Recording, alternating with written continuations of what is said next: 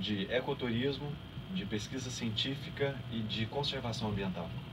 Bom, o cidadão, ele ao se locomover para os espaços naturais, seja eles protegidos ou não, ele vai em busca de espécies. Para isso, geralmente se tem um guia ornitológico, que é o guia que conhece as aves. E essa prática começa a difundir não só as informações sobre a biodiversidade, já que você está fazendo uma incursão de campo ali, como também esse movimento de pessoas virem de outros lugares, visitar, por exemplo, o oeste do Acre. Vamos citar um exemplo, Mâncio Lima. Vem gente do Brasil e do mundo. Então, ele deixa uma contribuição na economia local ali, né? Ele, por exemplo, tem uma conversa com um comunitário para que ele permita que aquela espécie frequente o seu quintal, por exemplo, e ele pode gerar não só esse aquecimento na economia local com relação a restaurantes, hotéis, aluguéis de carro, como também deixar uma contribuição para os comunitários locais, né? Eles ajudarem a manter por perto aquela espécie. Então, tem diversas formas de contribuição. Bom, a observação de aves, assim como, por exemplo, o ecoturismo, ou a caminhada, ou a galera que gosta de acampar e tal, ela permite esse contato com a natureza, de você se integrar e tal. Mas eu vejo que ela tem algo de especial ou de mais delicado do que outras atividades que a gente realiza na mata. Isso, as aves, elas têm sensibilidade, né, assim, em relação a ruídos, barulhos. Então, o observador de aves, ele tem uma interação direta com a ave, com o pássaro. Então, é preciso uma precaução com isso. Então, quem está guiando ali, ele tem que ter um grau de responsabilidade e saber onde é o limite, né? Então, geralmente, esse pessoal é um pessoal que tem uma consciência em relação ao meio ambiente, uma consciência mais avançada um pouco, porque ele depende de áreas naturais para que ele possa realizar suas atividades, e é preciso toda uma postura dentro das matas, né? Dentro dessas áreas verdes, dos espaços. É preciso uma postura silenciosa, sem movimentos bruscos. Baixo impacto. Baixo impacto. Então, o impacto é um impacto mínimo, digamos assim. Então, dentro do ecoturismo, é uma das atividades mais proeminentes. Bom, no começo da entrevista você falou sobre registrar, né? Com câmeras, com gravadores, e aí tem um recurso do playback, de você soltar a vocalização de um bicho para atrair os outros. E aí como que se dá o uso desse playback? Quais são os cuidados que se tem que ter ao fazer o uso dele? Bom, tem diversas técnicas, né, para você atrair a ave. A Amazônia e florestas tropicais, as aves, elas são muito o que a gente chama inconspícuas, elas são muito escondidas, digamos assim, né? Então elas ficam muito ocultas no ambiente. Então a gente ouve a voz dela e a gente, tipo como diz aqui localmente, a gente arremeda o bicho, né? Ele vocaliza, a gente toca. Aí ele aparece. Então ele aparece, o ideal é você parar, aí as pessoas podem fazer suas fotos, podem observar, porque insistir em playback, ficar tocando, aí já começa a gerar impacto. Então não é recomendável. Então o playback é só para atrair rapidamente a ave. Tem ave que dá trabalho, claro, mas é preciso a consciência de que se ela não quis aparecer, então você tem que partir para outra. Porque na verdade você está desafiando ela ali no território dela, ou você está atraindo como se fosse em fase reprodutiva. Então você na verdade está pregando um trote, né? Pregando um trote no passarinho, né? Por outro lado, assim, a gente está fazendo isso, mas o propósito é divulgar as espécies, porque muitas vezes a sociedade nem conhece as espécies que ocorrem ali na sua região. Se por um lado a gente está fazendo isso, mas por outro a gente está divulgando as informações. E há duas correntes, né? Aquela que é mais favorável, a outra que é um pouco mais contrária. A palavra-chave é o equilíbrio. Se você usar com responsabilidade, com equilíbrio, né? Para poder você difundir a informação. Legal. E aí como é que o Acre se insere nesse contexto? Qual a estrutura que o Acre já conta? Lá no Xandres parece que tem plataforma. Bom, o Acre, ele está localizado aqui no sudoeste da Amazônia e ele está numa região privilegiada, que é um dos grandes centros de endemismo da Amazônia. A Amazônia tem vários locais que se concentram espécies só naquela região. E o Acre tem influência do Peru, e está no centro de endemismos Inambari. Inambari, então é um centro que ocorre várias espécies, ao menos 23 espécies só ocorrem aqui nessa região, entre outras, né? E o Acre tem esse privilégio de ter espécies endêmicas. Diante disso, a procura, quando o Acre foi divulgado para o resto do Brasil, que começou-se a vinda dessas pessoas aqui para o estado, então teve uma tendência de crescimento, está tendo uma tendência de crescimento muito boa, gradativa, cada ano que passa é mais gente procurando. E a gente começou a se estruturar, né? No Parque Estadual Xandres, por exemplo, está sendo inaugurada agora, no começo de abril, as plataformas de observação de aves, que foi uma parceria entre a Secretaria de Estado de Meio Ambiente do Acre, né, o Departamento de Aves Protegidas e Biodiversidade, junto com a Secretaria de Turismo. Então a gente montou plataformas lá, porque existem espécies que são mais da altura do chão, existem aquelas espécies da meia altura da mata, né? E existem as espécies que só ocorrem lá em cima mesmo, lá na copa das árvores. Então há essa divisão, né? Então as plataformas elas vão possibilitar o alcance melhor de algumas espécies que do chão não dá para ver. Então, Manaus, por exemplo, já tem torres de observação, Mato Grosso, e o Acre a gente vai devagarzinho, está correndo atrás também de melhorar as estruturas, a infraestrutura para atender especificamente esse público. Legal, você falou do Acre, né, com esse grande potencial de espécies endêmicas de uma região com destaque, e a gente pode agora conhecer algumas espécies, né, pela vocalização. Antes da entrevista, eu pedi para o Ricardo separar alguns áudios para a gente vocalizar aqui, trazer esses arquivos para a gente conhecer algumas espécies. E aí ele separou o material e me mandou pelo WhatsApp, eu dei download nesses arquivos e agora está aqui no programa de rádio. E aí, Ricardo, vamos ver por onde a gente começa. Deixa eu tirar a música de fundo que está aqui. E aí eu acho que a gente poderia ir comentando cada uma das espécies, né? Posso.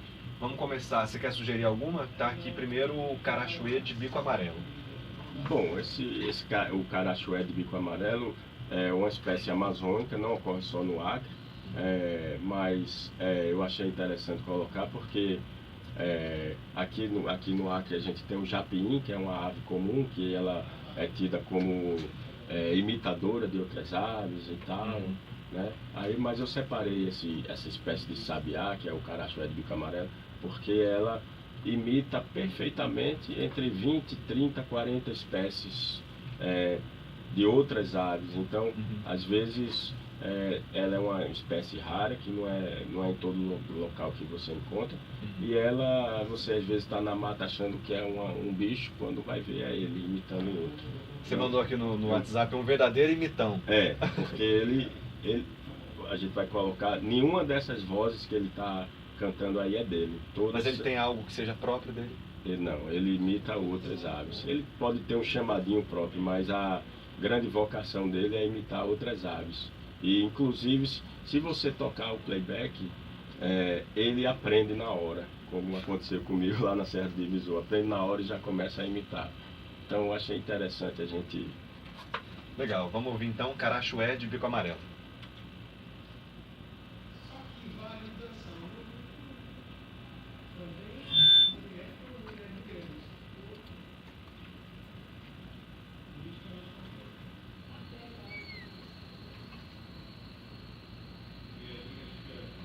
A gente vai ouvir baixinho, tá, Ricardo? Porque senão o microfone aqui.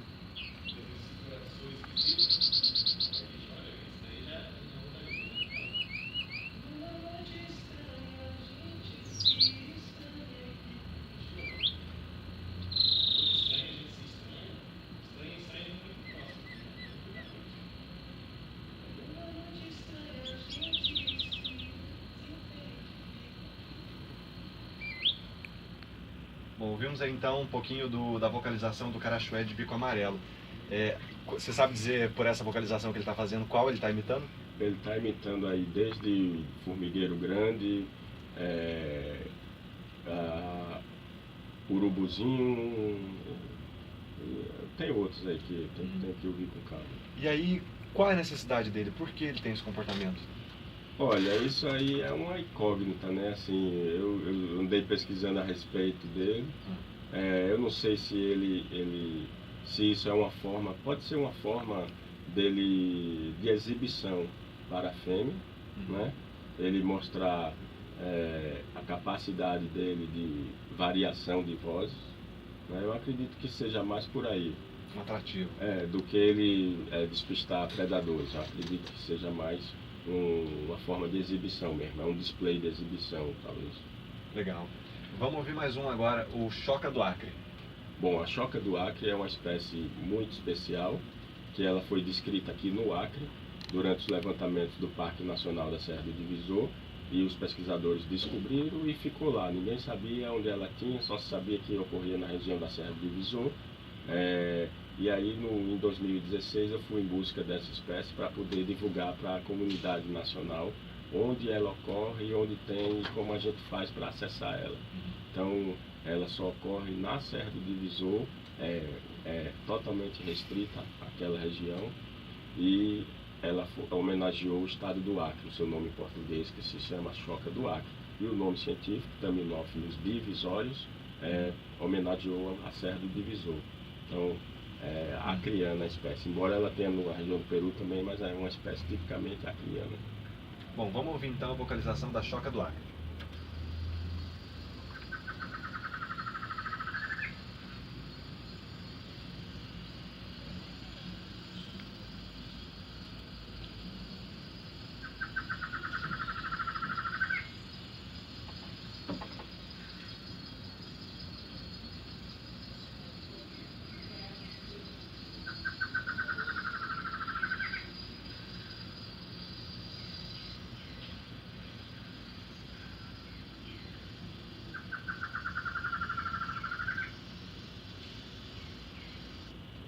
Bom, você disse que essa choca do Acre é endêmica lá da Serra do Divisor, mas tem outras espécies de choca, inclusive aqui na cidade, não tem?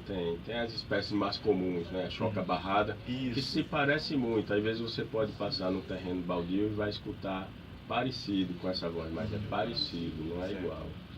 Isso é legal porque assim, andando aqui pela cidade, a gente ouve. E é difícil ver, né? Ela é meio escondidinha assim, mas dá pra ver também. As espécies dessa família, elas gostam ali de ficar um pouco escondidas, tal, no ambiente. E a coloração que eu observei da choca, ela é rajadinha, não? É preto, o macho isso, rajadinho. a choca barrada a choca do Acre, ela tem um preto meio chumbo, assim, acinzentado, e a fêmea tem um cinza com a cor de telha, assim. Ela é diferente da choca barrada, que é barrada por esse nome, que ela é toda rajadinha, né? Legal. Ricardo, a observação ela tem esse propósito da pesquisa, de você catalogar uma espécie, como essa espécie que você trouxe agora, né, a choca barrada e tal, de ver que ela é nativa, né, daquela região e tal, ganha o nome por conta disso e tudo, mas aí como que se observa também o comportamento do bicho para além do nome? Bom, o que é que acontece? Algumas espécies, elas, por exemplo, né, a fêmea, elas evoluíram ao longo desse processo de anos, né?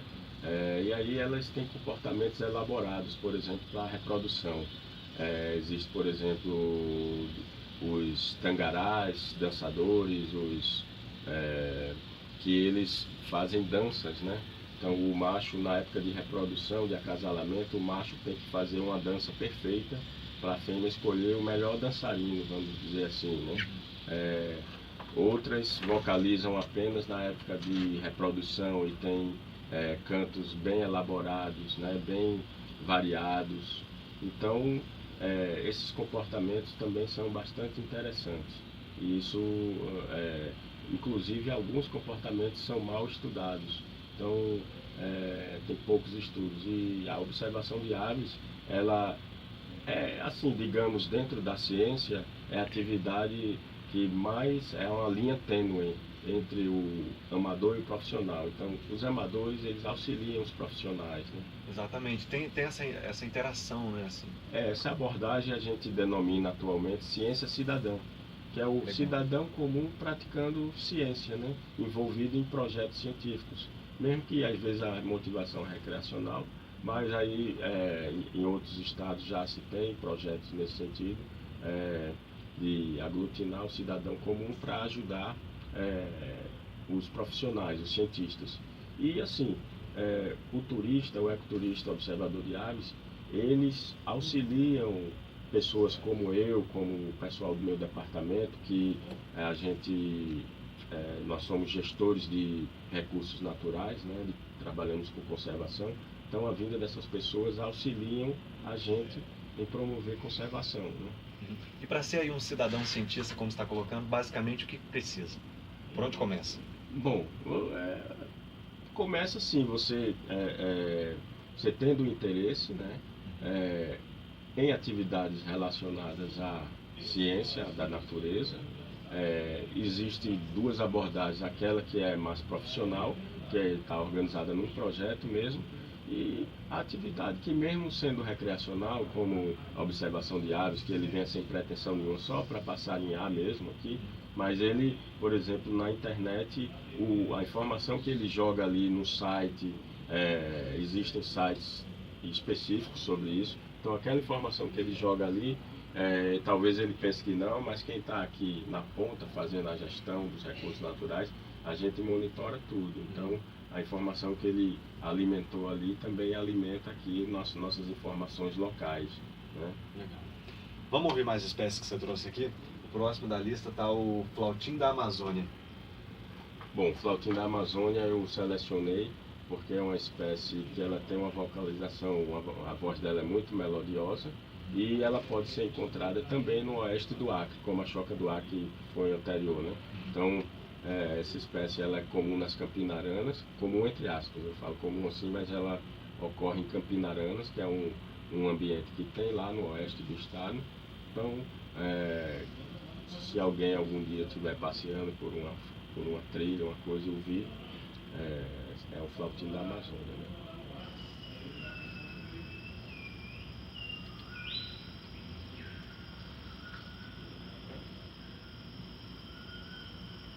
Aqui pra gente tá saindo baixo, mas lá tá saindo num som legal, tá? No fundo tem um tucano cantando aí, tem o cricriol, ele tem um espaço. Ó, tem uns que tem um intervalo. Tem outras vocalizações no fundo, você estava falando, né? No fundo tem um tucano, que é uma das vozes mais típicas aqui da área rural, né? O próprio cricriol, também chamado de capitão da mata, o pássaro seringueiro. Bom, o Ricardo, a gente trouxe ele aqui porque, assim, ele trabalha, né? Tem paixão por isso, assim. Quem segue o Ricardo em rede social, você vê que, assim, o foco dele, a atenção, o trabalho, a percepção está voltada para esse trabalho de observação de aves. A gente já fez entrevista, a primeira vez que eu conheci o Ricardo, lá em 2015, para uma matéria para a TV na época, foi muito legal, foi de onde a gente estabeleceu o contato. E eu ia dizer agora, que eu me perdi, mas eu lembrei, que a próxima vocalização que está aqui é o flautim rufo, que na época que a gente conversou, você estava meio que assim encantado, que era uma espécie, né, de ave rara que você tinha conseguido ver e tal. E o que você conta do flautim rufo? Bom, o flautim rufo ele é especial, que o nosso professor aqui da UFAC, o Edson Guilherme, ele vinha trabalhando com esse bicho, coletando, mas ele não sabia o que era. Então ele achava que era outra espécie mais comum de flautim, e não sabia o que era, e vinha caindo nas redes de captura dele, das pesquisas dele. E quando foi ver, no congresso, ele descobriu que tinha um peruano descrevendo essa espécie, que ele já vinha coletando. Era uma espécie nova para a ciência, ela foi anunciada assim, para a ciência em 2007, e ela já foi descrita como vulnerável à extinção, porque ela tem uma população baixa, né? A densidade é baixa dessa espécie, ela é rara, ela só tem registro no leste do estado, e ela depende de tabocais. Até então ela é associada aos tabocais. E eu passei o Bleno naquela entrevista eu só tinha visto, nunca tinha conseguido fotos, tal, vídeos. E agora eu consegui depois de 3 anos em busca, por aí, entrando em taboca, em mata.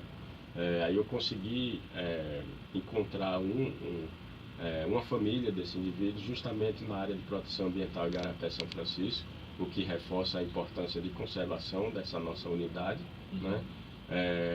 E aí eu consegui o acesso a esse bicho para fotografar e mostrar para outras pessoas, porque tem muitas espécies raras que é difícil o registro.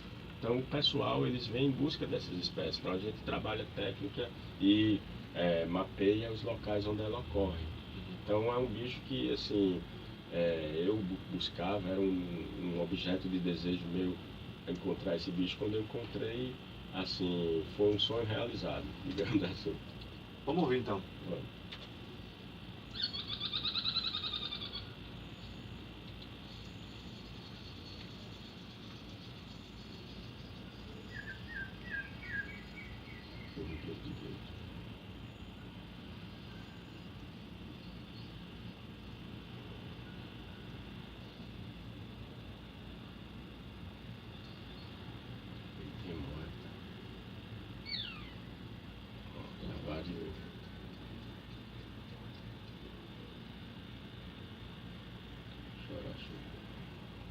E tem também, você trouxe, além da vocalização dele, tem uma vocalização que ele faz, não sei se chama assim, pela asa, um som que ele faz pela asa. Ele faz um som, assim, entre aspas, esquisito.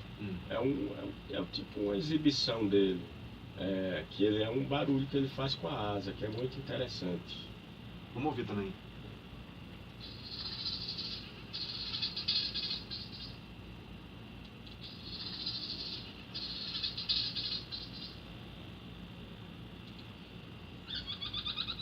Legal, ouvimos aí a vocalização que ele faz, né? Pelo bico e pela asa também. Isso para atrair fêmea, defesa? Provavelmente. Essa espécie ela é muito pouco estudada, porque ela é difícil de ser encontrada, né? Então, há poucos artigos científicos sobre a espécie e ela é um pouco estudada. É necessário, sim, os estudantes que entram aí em mestrado, que têm interesse em pesquisa científica, buscarem estudar mais essa espécie. Essas vocalizações que você trouxe aqui, Ricardo, que a gente está ouvindo, são de machos, vamos dizer assim? É o macho que vocaliza mais que a fêmea?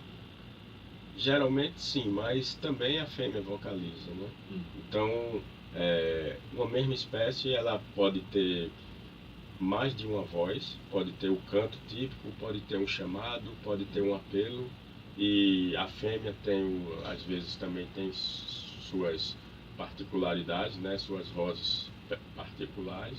Então, varia muito de espécie para espécie. Legal, vamos ouvir mais um?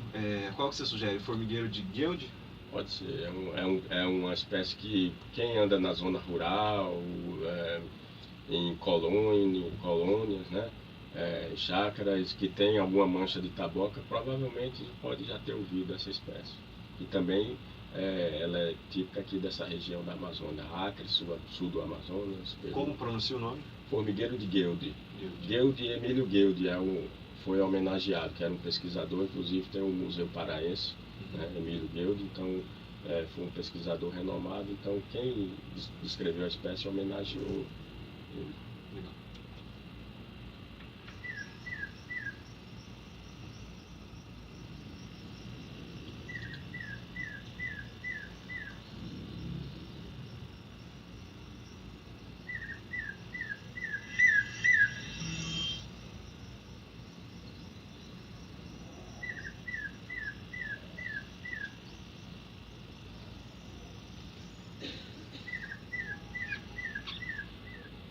O Ricardo trouxe também outra espécie de formigueiro, mas formigueiro do bambu.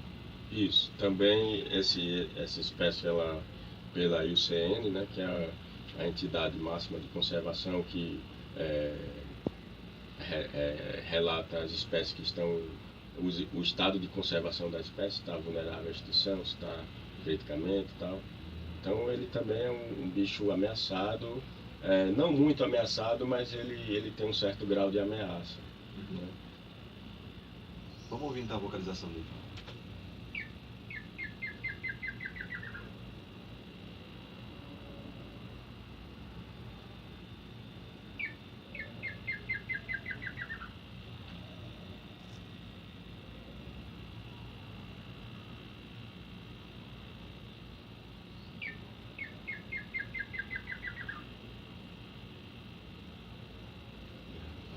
sobre formigueiro, assim, que o pessoal fala. E por que formigueiro? Bom, formigueiro, assim, essa família Taminophilidae, ela são os chamados formigueiros, papa-formigas, né? Entre achiotes e tudo.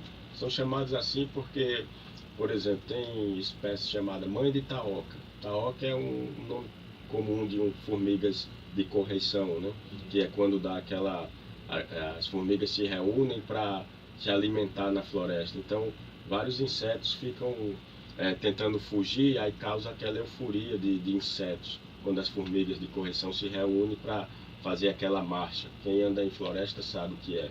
Então, essas aves, esses pássaros, eles ficam ali seguindo essas formigas, né? E se alimentam justamente desses insetos que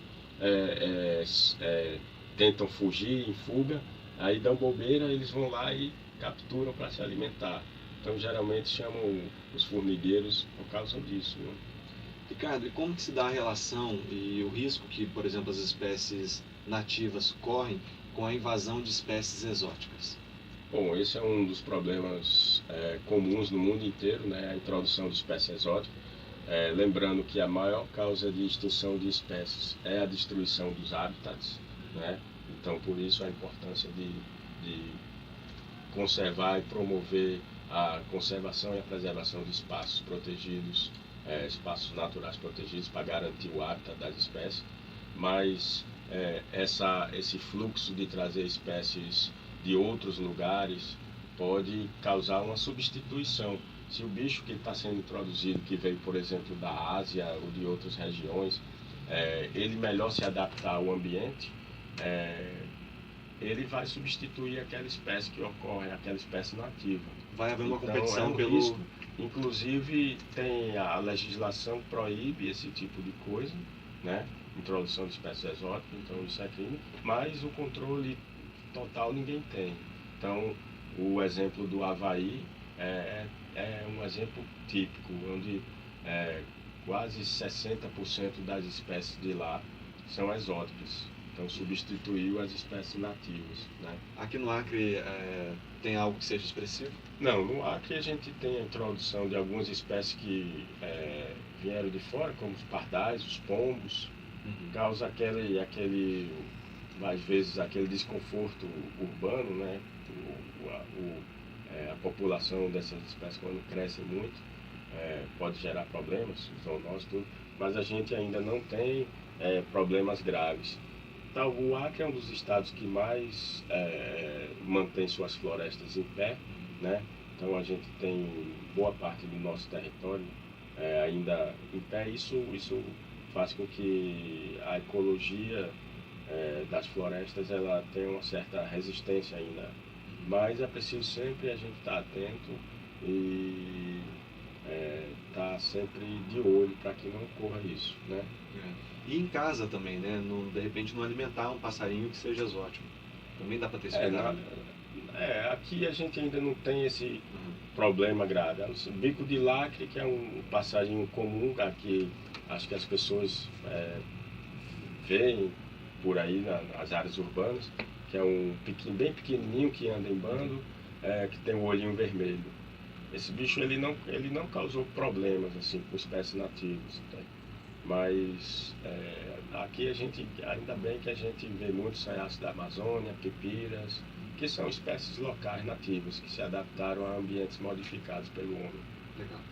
Vamos ouvir mais uma espécie, o maracanã de cabeça azul? Isso, é uma espécie que ela ocorre do Peru, Acre e sul do Amazonas. É uma espécie, digamos assim, de arara. Não é uma arara em si, mas é uma prima da arara. É uma das espécies de psitacídeos, que é o grupo dessa família mais belas que eu conheço. Então, é uma espécie que está vulnerável à extinção, porque no Peru há tráfico desses animais. No Acre a gente não tem relatos, ainda bem, embora as populações delas sejam pequenas.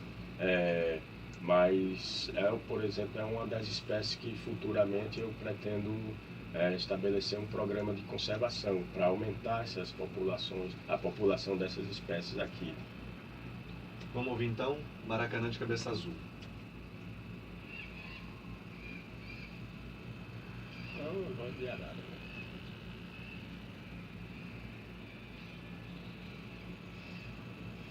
Centenário. E esse é a ave saudável.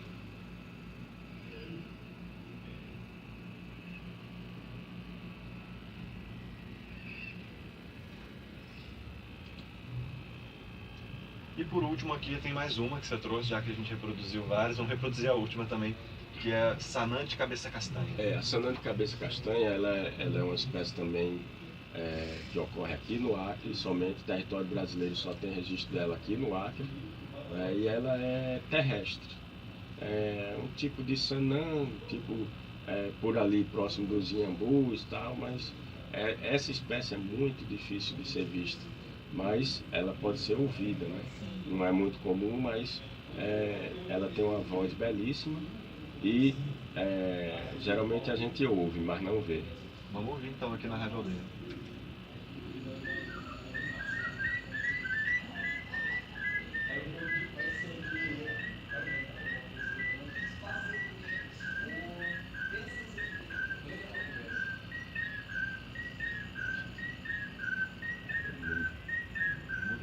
Quer parar? Não, ele é mudo.